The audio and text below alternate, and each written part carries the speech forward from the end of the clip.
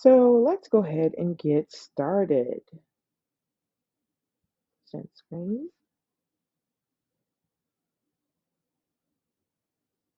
All right. So welcome to session one of 8 sessions. And in the second slide here, I have a link. And if you'll just notice, all of the blue hyperlinks or blue underlined words are web links that you should be able to click on, and they'll take you out to a website. And here is the getting to know you slide, and it's just got a little sampling of some of the NGN question types. But I'm using that to try to get to know a little bit about you. So go ahead and click on that if you haven't done so already and complete that for me.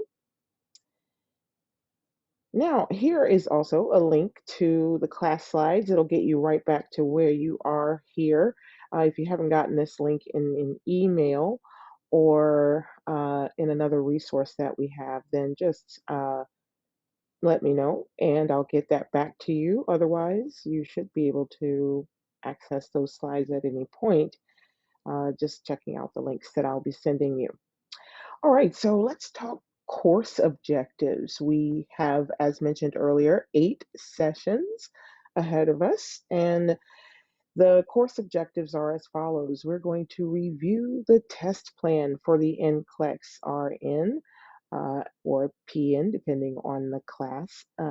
And I'm going to describe the term clinical judgment, and we're going to discuss that term in its full totality before these 8 sessions are over, as it will be a very important concept for you to master for the NGN NCLEX. So we'll also talk about helping with getting a study plan going. It will be essential for you to get an NCLEX study plan going, and part of what we're doing today is getting you to thinking about what that should look like. Now, also, we're going to help with providing you with digital study resources and product advice around certain test preparation products that are out there. So I have a couple of slides to direct you in that department. And then finally, we're going to identify and develop some question answering strategies. So the goal is to give you a little bit of resource, get you started on a study plan, and kind of help you see some of the patterns that exist in developing a little bit of strategy with this test as well.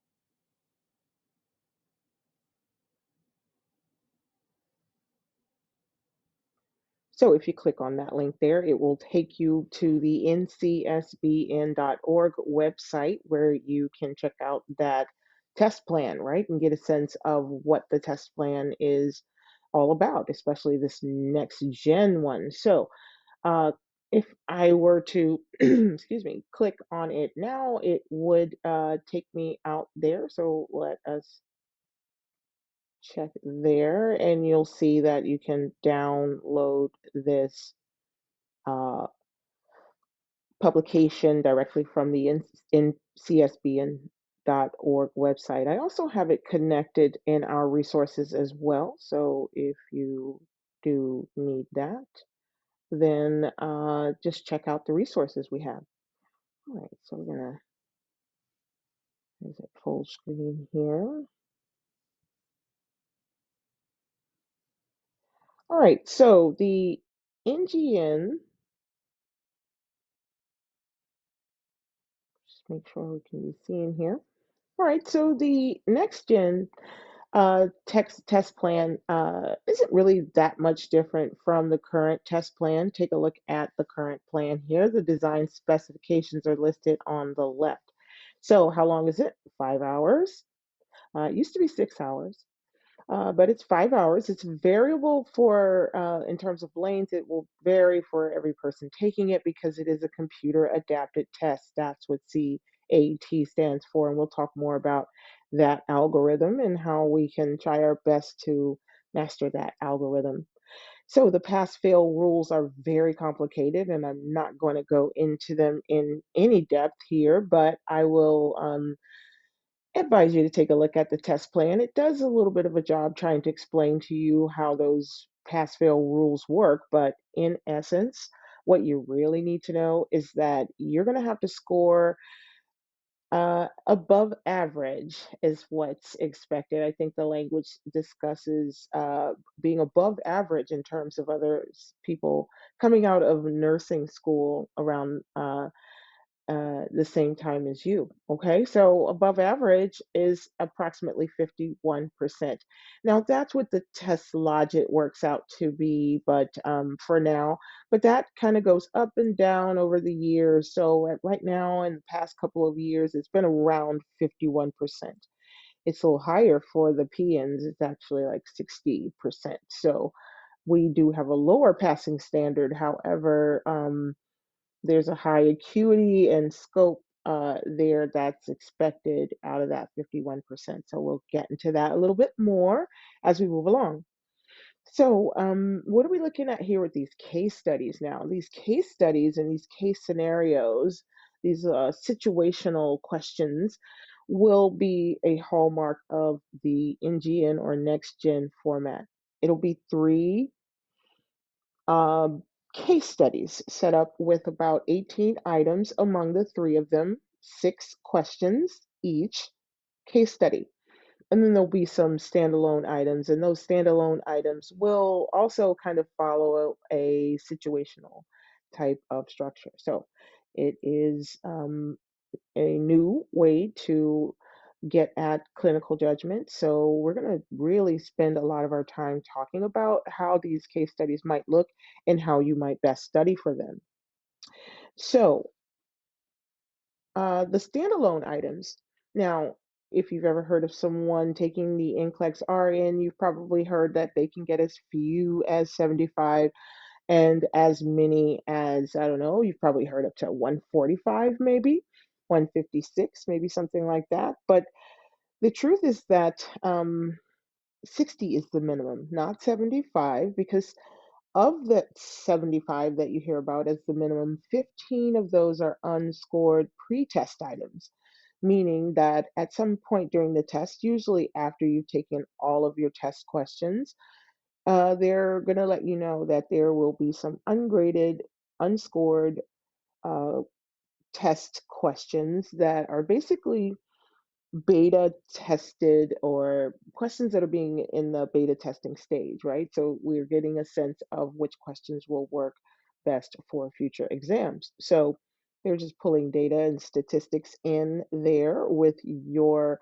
test. You have the option to not take those questions. Most people do though, because I think they fear penalty. But lately, I've been hearing a lot of people say, "I didn't even stick around for those." So hopefully you will, because if you are taking the test before April 2023, then you have a chance to, I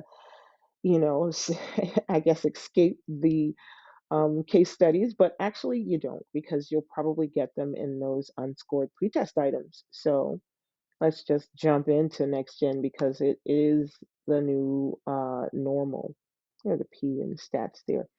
But the NCLEX test plan for the RN will also include these client need areas that you see here. There are 8, and those percentages represent a range of items that you might get in those 8 subcategories. And we'll talk about those a little bit more in a sec. But um, yeah, because it's a variable length computer adapted test, then, one person might get as few as 15% management of care questions, while another gets 21% of their questions as management of care questions. So that's just to give you a sense of what you might see in the percentages also represented here in this pie chart. So check out the test plan. These are pulled right from that. So go ahead and go online and see more about that.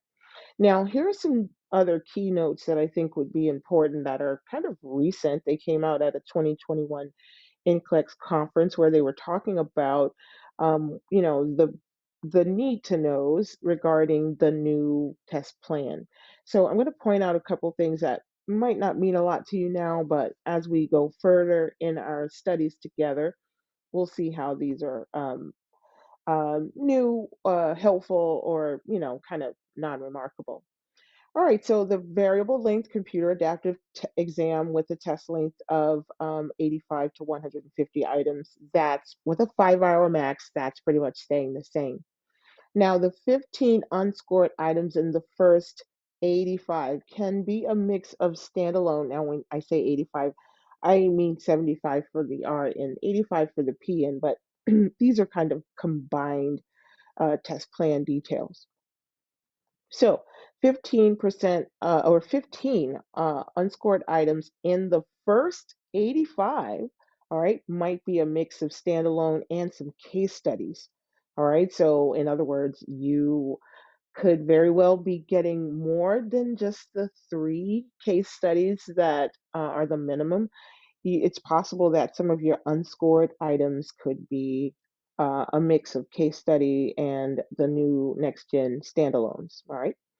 Now, the first 70 graded questions are going to include these NGN cases for sure. All right, so you're going to have at least 18 of your questions that are going to be NGN, and they will not computer adapt. In other words, during a case study, you're going to be following all 6 of those questions in a row. There's no adaptation there.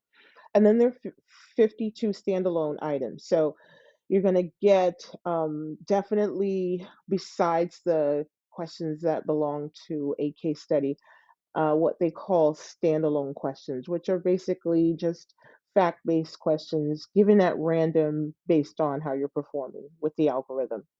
All right. And then an additional 65 items will be all standalone. Okay. So that implies what you're used to is what you'll be seeing for the most part on the new test plan. All right. And then only 10% will be the new or next gen standalone items, and they're called trend or bow tie questions. And we'll talk about those a little bit more because clinical judgment is the key word here, and that is what they're testing. So that's why we have these new types of questions because they really they really went into the science of study measures to see how they might get the I don't know, the best way to determine how a healthcare worker, particularly a nurse, will use their clinical judgment. All right. And then there's some other percentages there that we'll talk about as we get further in. I don't want to really kind of blow your mind with percentages at this point, but just know that even though the minimum there is 3 6 item NGN questions, you could see up to I don't know, 6 of them, depending on the test you take. So we got to be prepared for those. So we don't want anybody freaking out in there when you realize that, you might be seeing quite a few case scenarios. Management of care, that's our top uh, indicator of the NCLEX RN, is that we're going to be look at those words in the word cloud there, dealing with acuity, workload, evaluating, planning, assessing, dealing with conflict, implementing. Okay, so management of care, those words were pulled right from the test plan where they describe uh, what actually kind of falls under that category of management of care. So again, check out the test plan if you want to get a sense of what's being tested, okay? Now, we'll move on to safety and infection control. Yeah, that's disaster management, use of PPE, excuse me, universal and standard precautions, all the little words there in the word cloud there are hinting towards what's going to be important for safety and infection control. All right, health promotion and maintenance. That's a lot of education, a lot of the lifespan issues that you might see. So, yeah, you're going to hear about these different age groups, including adolescents, toddlers, adults, family health, immunizations, prenatal care, all the wellness oriented stuff will fall under health promotion and maintenance category.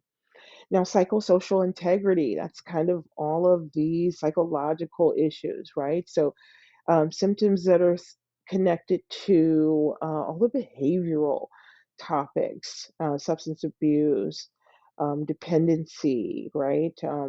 Issues around therapeutic communication, stress, um, alcoholism. A lot of that will fall under psychosocial integrity. There's also conflict resolution, grief, lots of good stuff in psychosocial integrity. So definitely don't underestimate the power of that one category. And we'll talk about why in just a second, because when we look at the scoring sheet, but I just wanted you to see the categories with some attention because you have to pass each of these categories. Excuse me, in order to be successful on the NCLEX. Each and every one of these categories you have to pass. So basic care and comfort will include a lot of kind of the basic fundamentals are what I find falling under basic care and comfort here, but definitely skin integrity issues, a lot of health maintenance, and just a lot of client care there. Okay.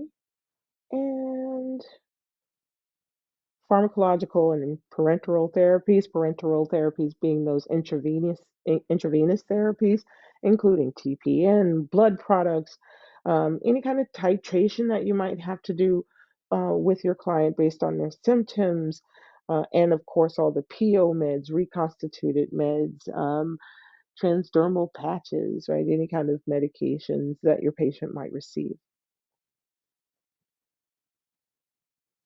Reduction of risk potential, very interesting category. Sometimes there's overlap in these categories, but reduction of risk potential is really all about responding to labs and signs and symptoms that are emerging and trying to pretty much keep your patient from accelerating into a worsening state.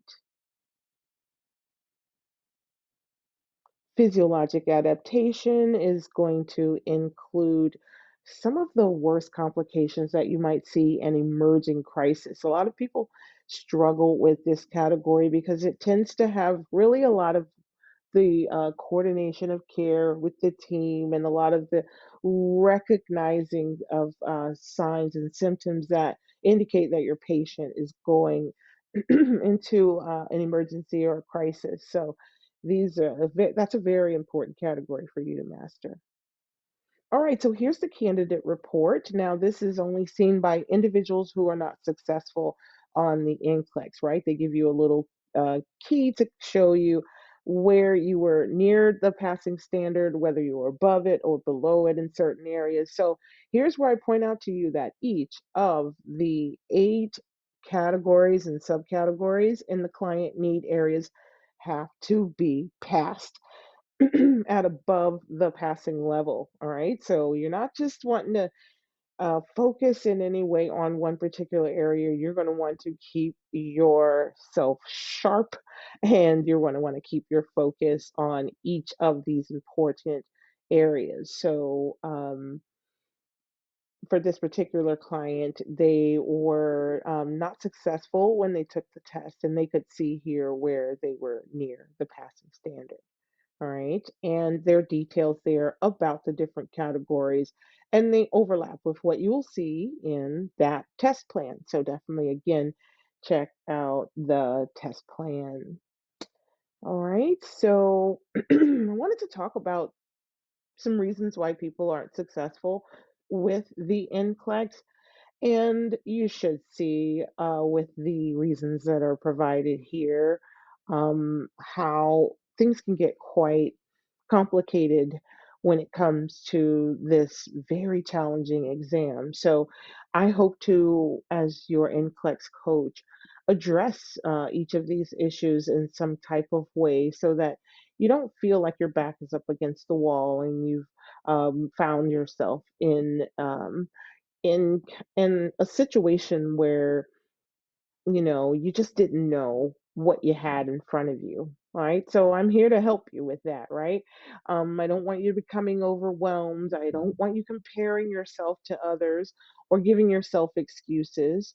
I want to talk to you about your study approach and get in on what you're doing for your study habits And then I want to address some of the what I call me management issues around test fatigue and how you develop stamina. And then finally, we'll talk test dates if that's an issue for you. As I know, a lot of people are trying to beat that April 2023 changeover date to next gen.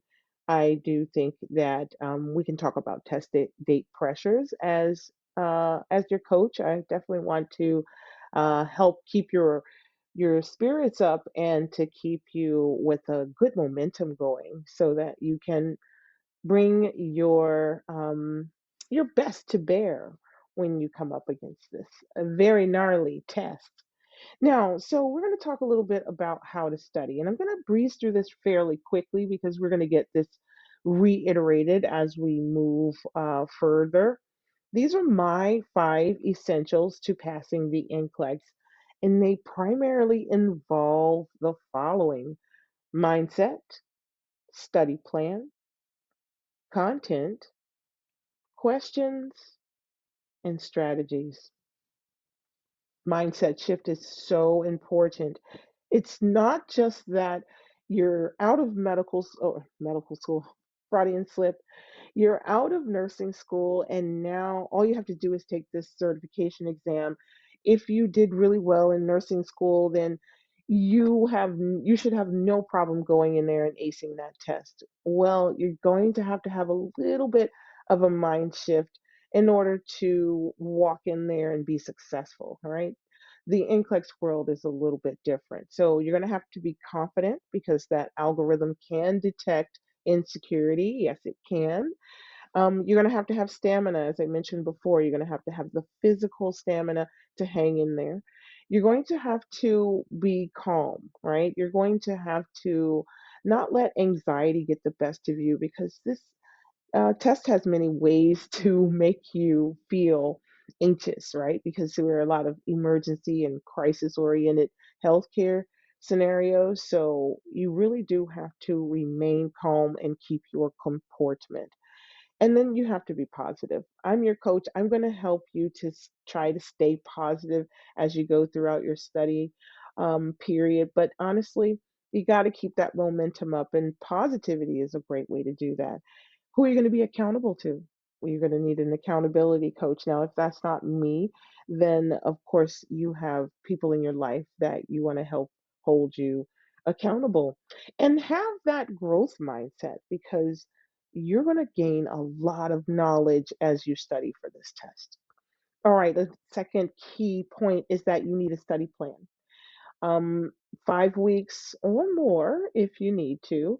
You got to cover those high yield topics and you need to schedule your time accordingly to make sure you have time for content review, NCLEX question practice, and enough time for rationale review.